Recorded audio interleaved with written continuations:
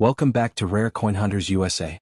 Today we're diving deep into the fascinating world of Jefferson nickels, the 5-cent coins that might be hiding unbelievable value right inside your change jar. From 1981 to 1995, several years of this classic coin series produced rare minting errors, low mintage coins, and collectors' treasures worth hundreds or even thousands of dollars today. We'll go through the 4 most interesting years, 1981, 1988, 1993 and 1995, to uncover the story behind each coin, its mint marks, hidden features, and how to spot the valuable ones. So grab your coin collection because by the end of this video, you might realize you've been holding on to a small fortune. Let's start with the 1981 Jefferson nickel. The year was 1981, and the United States Mint was busy striking millions of Jefferson nickels, small copper nickel coins that most Americans barely noticed as they passed from hand to hand. But little did they know, hidden among those everyday coins were a few that collectors today would pay hundreds or even thousands of dollars for. The 1981 Jefferson nickel may not look special at first glance, but it's one of those coins that proves how every detail matters in the world of numismatics. This 5-cent piece carries the familiar design that's been part of American history since 1938, a left-facing portrait of Thomas Jefferson, the 3rd President of the United States, created by sculptor Felix Schlag. Above Jefferson's head are the words "In God We Trust," with liberty, and the date 1981 along the rim. Turn it over and you'll see Monticello, Jefferson's Virginia home, a neoclassical masterpiece that's graced the back of the nickel for more than 8 decades. Now, the 1981 nickel was minted in 3 locations: Philadelphia, Denver, and San Francisco. The Philadelphia coins carry no mint mark, Denver coins are marked with a small d, and San Francisco produced proof coins identifiable by the S mark. Together, they made up one of the final pre-1982 issues before several design refinements came into play in later years. The Philadelphia Mint struck around 657 million nickels, while Denver followed closely with 563 million, making the coin relatively common in circulation. But here's the secret: not all of them are equal. Most circulated coins are worth just their face value of 5 cents, but certain error coins and high-grade mint state examples are worth real money. Collectors today pay close attention to full steps nickels, those that show every line on the staircase of Monticello clearly. Finding a 1981 nickel with full step details is extremely difficult, because many coins were struck with worn dies or received weak strikes. A sharp, fully detailed piece can sell for hundreds of dollars, especially if it's been graded MS67 or higher by NGC or PCGS. The 1981D nickel from Denver has also gained collector fame. A handful of these coins show die deterioration doubling, a type of error where letters like "In God We Trust" or parts of Jefferson's profile appear slightly doubled.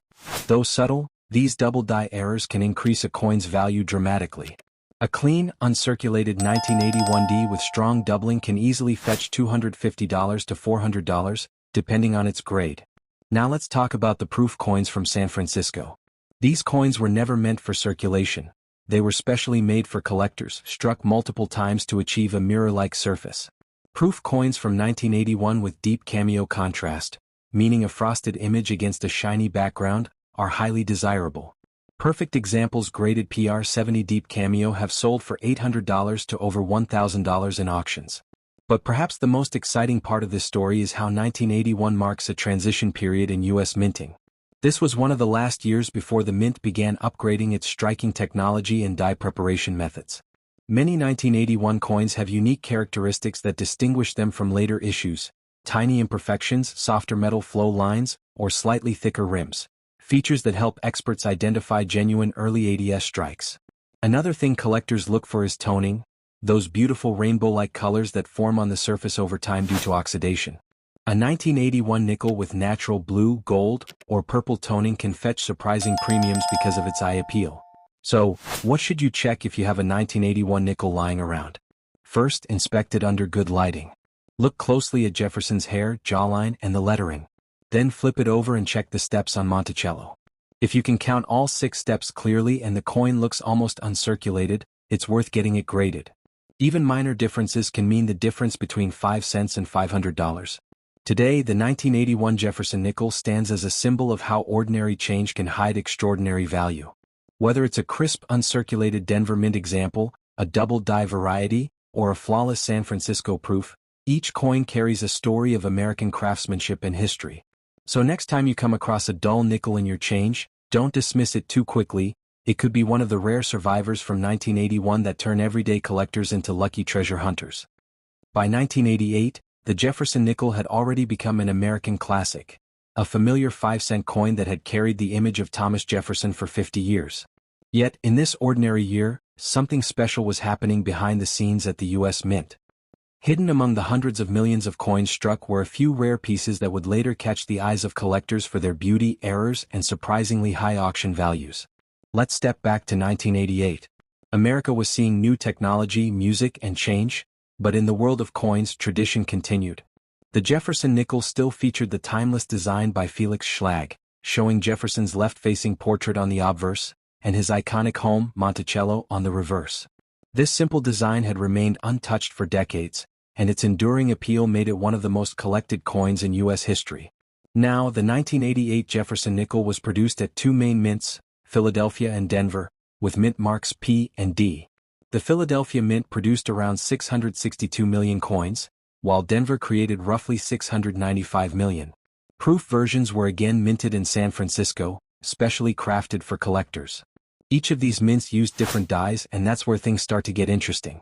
The 1988 nickel is well known among collectors for its die deterioration doubling, also known as DDD, a type of minor error caused when the dies used to strike coins begin to wear out. On some nickels, you'll notice that the letters in God We Trust, or E Pluribus Unum, appear slightly doubled or distorted. Though not as dramatic as a traditional doubled die, these examples still command premiums among error enthusiasts. Another highly prized feature from this year is the full steps, FS, variety. As collectors know, the steps of Monticello on the reverse are one of the hardest features to strike cleanly. A full steps nickel has all 6 steps completely visible and separated, a sign of an exceptionally strong strike and perfect preservation. For 1988, these are very hard to find, and when discovered in high grades they can bring impressive values. For example, a 1988 D full steps nickel graded MS67FS by PCGS sold for over $1,200. Yes, for a coin originally worth only 5 cents. Even non-full steps examples in top condition, free from scratches and bag marks, can sell for $50 to $200 depending on grade and luster. The composition of the 1988 nickel remains the same as earlier years, 75% copper and 25% nickel, weighing 5 grams. Its metallic blend gives it that distinctive silver-gray shine. But over time, environmental exposure and oxidation can create unique natural toning, shades of blue, gold, or violet that enhance a coin's visual appeal and market value. Collectors often pay extra for these naturally toned pieces, especially if the colors are even and bright. Now, when we talk about errors, 1988 gave us more than just doubling. There were also off-center strikes, die cracks, and struck-through grease errors, where debris or grease partially blocked the die, leaving missing details on Jefferson's face or Monticello's architecture. These are rare, visually striking, and can sell anywhere from $100 to $500, depending on how dramatic the error is. The San Francisco proof coins from 1988 are another story altogether. These coins were struck multiple times with polished dies to achieve mirror-like backgrounds and frosted details. A 1988 S-proof nickel, especially with deep cameo contrast and perfect condition, graded PR70 DCM, can fetch up to $600 or more. What makes 1988 particularly intriguing is that it represents a transitional period before major design and technological improvements at the mint in the early 1990s. The presses were aging and dies were often pushed beyond their optimal lifespan, leading to some of the most interesting imperfections found in the series. This is why collectors see 1988 as a sweet spot, a year with both mass production and hidden treasures. To identify a potential gem, look carefully at Jefferson's cheekbone, the hair details, and the fields around the portrait. Any doubling, strong strike, or unusually crisp detail could mean your nickel is far from ordinary. Flip it over and examine the steps. If you can count all 6 clearly, you may be holding a valuable full steps variety. In circulated condition, 1988 nickels are still common pocket change, but in mint state or proof quality, their story changes entirely. These small coins have fetched big money at auctions, surprising even experienced collectors. So, if you ever come across a shiny 1988 nickel that looks a little too perfect, or one with something slightly off about it, take a closer look. It might not just be another coin. It could be one of those rare pieces that remind us why coin collecting is part science, part art, and a whole lot of treasure hunting. The year 1993 marked another fascinating chapter in the long life of the Jefferson nickel, a coin that has been in circulation since 1938.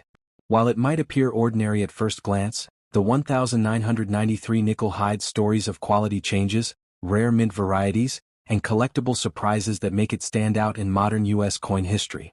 Let's start with the basics. In 1993, the U.S. Mint produced Jefferson nickels at 3 locations: Philadelphia, Denver, and San Francisco. The Philadelphia Mint coins carry no mint mark, while Denver pieces display a small D below the date. The San Francisco Mint struck the proof versions marked with an S.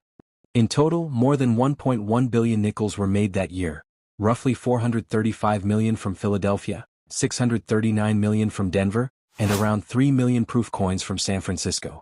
The 1993 nickel continued using Felix Schlag's original design: Jefferson's left-facing portrait on the obverse and Monticello, his Virginia home, on the reverse. Yet even though the design remained the same, the level of detail, metal quality, and die polishing varied.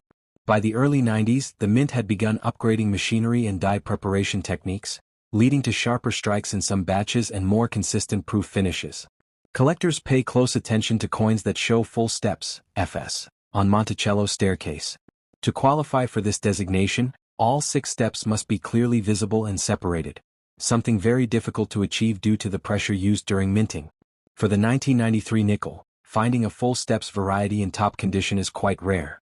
Coins graded MS67FS or higher can command values from $700 to over $2,000, depending on eye appeal and grading service. Even non-FS nickels and high mint state grades are collectible. For example, a 1993D nickel graded MS67 by PCGS or NGC might sell between $100 and $300, especially if it shows smooth, brilliant surfaces without any major contact marks. Now let's talk about errors and varieties, the most exciting part of coin collecting. Some 1993 nickels show signs of die deterioration doubling, where letters like "In God We Trust" or "E Pluribus Unum" appear slightly doubled due to die fatigue. These minor varieties aren't as valuable as true double dies but still add character to the series. More dramatic minting mistakes like off-center strikes, die cracks, or clipped planchets occasionally appear from this year. Depending on how obvious the error is, such coins can sell anywhere between $50 and $500. One of the most sought after is the struck-through grease error, where parts of the design, often Jefferson's face or the Monticello steps, are missing or faded. The proof version of the 1993 Jefferson nickel, made in San Francisco, is another story altogether. These were struck on specially prepared planchets multiple times to produce mirror-like fields and frosted devices. A top-graded proof coin with deep cameo contrast, labeled PR70 DCM, can fetch up to $600 or more. Proofs from this year are admired for their crisp detail and reflectivity, perfect examples of the mint's craftsmanship at its best. Interestingly, 1993 also represents a bridge between eras. It came just before the U.S. Mint began major digital design and die engraving upgrades in the mid-1990s. Because of that, coins from 1993 still have that classic hand-engraved feel. Slightly softer lines, subtle texture, and a warm metallic tone that appeals to traditional collectors. In terms of composition, nothing changed. The 1993 nickel kept its standard 75% copper and 25% nickel alloy, weighing 5 grams and measuring 21.2 millimeters in diameter. But even small differences in planchet quality or strike pressure can make one coin far superior to another. Collectors hunt for those with strong strikes, clear steps, and natural luster, as they represent the best examples of the year. For anyone sorting through old coin rolls or boxes of change, it's worth giving 1993 nickels a closer look. Even though most are common, the rare few that show exceptional preservation or unique mint errors can be worth far more than face value. So, next time you find a shiny nickel dated 1993, don't dismiss it. Check the mint mark, look closely at Monticello's steps, and study Jefferson's cheek and jawline for signs of doubling or sharpness.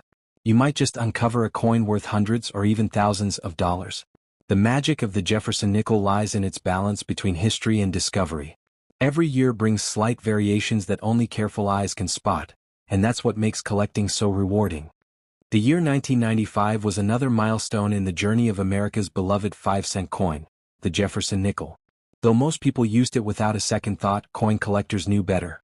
Beneath its ordinary appearance, the 1995 nickel holds fascinating details, mint variations, and even rare collectible treasures that tell a deeper story of precision, design, and minting technology during the 1990s.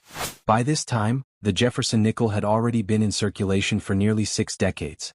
Designed by Felix Schlag back in 1938, it remained one of the most recognized coins in the United States. The obverse, featuring Thomas Jefferson's left-facing portrait, symbolized leadership and legacy. On the reverse, his grand home Monticello stood as a proud emblem of American architecture and the spirit of democracy. In 1995, the U.S. Mint produced nickels at 2 major facilities, Philadelphia and Denver, marked by the mint letters P and D. The Philadelphia Mint struck around 776 million coins, while Denver created about 825 million, resulting in one of the highest combined mintages of the early 90s. Additionally, the San Francisco Mint produced a smaller batch of proof nickels for collectors, each marked with an S. Now, while billions of 1995 nickels circulated across the country, only a few stood out for their exceptional quality. Collectors often search for those labeled full steps, FS. Coins where all 6 steps of Monticello are fully visible and sharply defined. The majority of 1995 nickels lack these details due to weak strikes or die wear, making a true full steps example extremely rare. In the world of grading, a 1995p nickel with full steps in MS67FS condition can sell for $800 to over $1,200, depending on its surface brilliance and overall eye appeal. Even non-FS mint state coins in top condition, free of scratches and dullness, can bring $50 to $200 at auction. The Denver Mint issue, marked with a D, is particularly famous for its die cracks and struck-through errors. These are the kinds of minting mistakes that collectors love. A die crack might appear as a thin raised line across Jefferson's face or neck, while struck-through errors can cause missing design details when grease or debris gets stuck between the die and the planchet. These errors transform an ordinary coin into a one-of-a-kind piece worth anywhere from $100 to $500, depending on how dramatic the flaw appears. Proof coins from San Francisco, on the other hand, were a showcase of perfection. Each was struck multiple times on polished planchets to create a mirror-like surface and frosted details. The 1995 S-proof nickel in PR70 Deep Cameo grade is one of the most visually stunning modern coins you can find, gleaming surfaces, icy contrast, and pinpoint details. A perfect specimen like that can sell for $400 to $700 on the collector market. One of the most fascinating aspects of the 1995 nickel is that it was minted during a period of significant technological improvement at the U.S. Mint. The engraving process was being slowly modernized, die production became more precise, and the Mint experimented with automated quality control systems. Because of this, some 1995 nickels appear sharper, with more defined features on Jefferson's portrait and Monticello's architecture compared to earlier years. However, these upgrades also introduced subtle differences between coins from each mint. A sharp-eyed collector can often tell a Philadelphia strike from a Denver one just by the depth of Jefferson's hair details or the sharpness of the rim. When examining your 1995 nickels, look carefully for a few key things. Clear, complete steps on Monticello. Sharp details in Jefferson's hair and cheek. Any sign of doubling, cracks, or missing letters. Finding one that combines great strike quality and luster is not easy, but when you do, you might be holding a small fortune in your hand. Another interesting trait collectors watch for is natural toning. After years in storage, nickels sometimes develop rainbow or golden blue hues due to oxidation. Far from lowering value, this natural toning can actually make a coin more desirable if it appears evenly across the surface. Some beautifully toned 1995 nickels have sold for hundreds of dollars purely for their visual beauty. In circulated condition, of course, 1995 nickels are worth just 5 cents. But in mint state or proof condition, especially with rare varieties or full steps, their values climb quickly. It's a reminder that even modern coins, if preserved properly, can become tomorrow's treasures. So, next time you sort through your old change or coin rolls, pay attention to those nickels from the mid-1990s. That dull little coin from 1995 might just surprise you. Behind its simple copper-nickel shine lies a piece of American minting history, a symbol of enduring design, precision craftsmanship, and the endless excitement of discovering hidden value in the most unexpected places. So there you have it. From 1981 to 1995, these 4 Jefferson nickels may look simple, but their hidden stories and rare varieties make them treasures worth hunting for. Always check your coins carefully. You never know when a 5-cent piece could be worth $500 or more. If you enjoyed this video, don't forget to like, subscribe, and comment below which year's nickel you'd like us to cover next.